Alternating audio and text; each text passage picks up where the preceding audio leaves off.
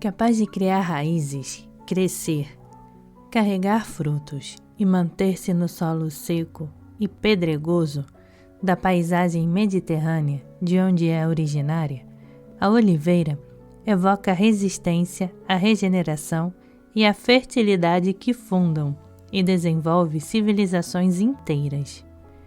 O quadro de Van Gogh exprime o espírito da oliveira, os troncos retorcidos que existem durante séculos, até aos 1000 anos ou mais, e os seus ramos que ao longo do tempo são golpeados e torcidos pelo vento até se assemelharem a ondas nas encostas acima das agitadas sociedades e antigas ruínas. As oliveiras renovam-se perpetuamente a partir das suas raízes. Ressurgem após um incêndio, criando novos rebentos e são capazes de voltar a crescer, mesmo quando as suas copas e os seus troncos caem.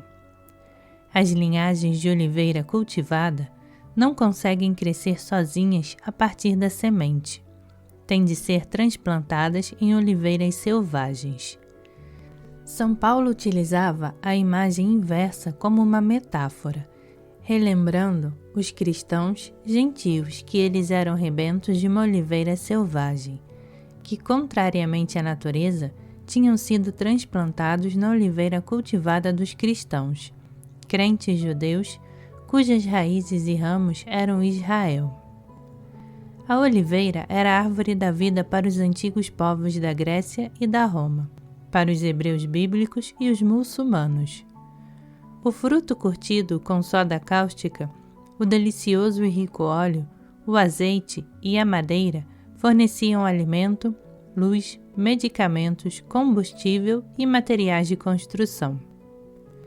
Nos ramos da oliveira, as folhas perenes, bem proporcionadas, verdes numa das faces e cinzento-prateadas na outra, de tal modo que brilhavam ao sol, coroavam as noivas, os heróis de guerra e os atletas vitoriosos que encarnavam os imortais.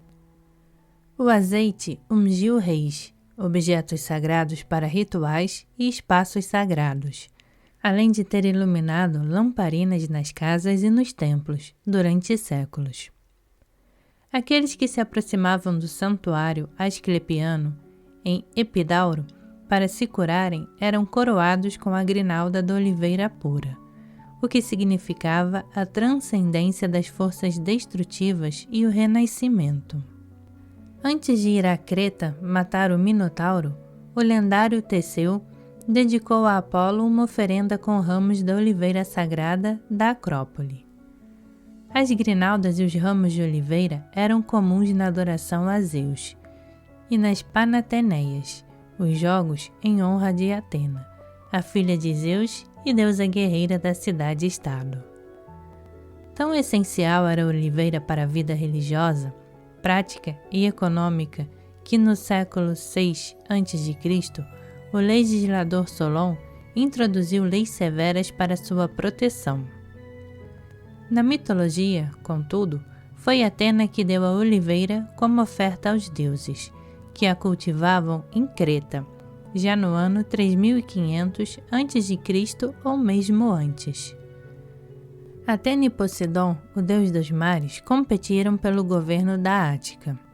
Poseidon golpeou o rochedo da Acrópole com seu tridente, fazendo que jorrasse água salgada de uma nascente. Atena plantou uma oliveira ao lado do rochedo, e a sua oferta foi considerada a mais valiosa. Ela ficou com a região da Ática e Atenas foi batizada em sua honra. A faceta belicosa de Atena servia principalmente à defesa de Atenas e à sua perpetuação como próspero centro da cultura grega. A associação da oliveira à vida fez dela um símbolo não só de Atena, mas também da deusa romana Pax ou Paz. Os mensageiros, em busca de uma pausa ou de um refúgio, levavam um ramo de oliveira envolto em lã. No episódio bíblico que consta no Gênesis, Foi um ramo de oliveira que a pomba trouxe a Noé, significando a descida das águas do dilúvio e a restauração da harmonia entre o humano e o divino. A oliveira é, pois, símbolo da quintessência que sobrevive à dissolução das velhas formas e que se renova a partir das raízes.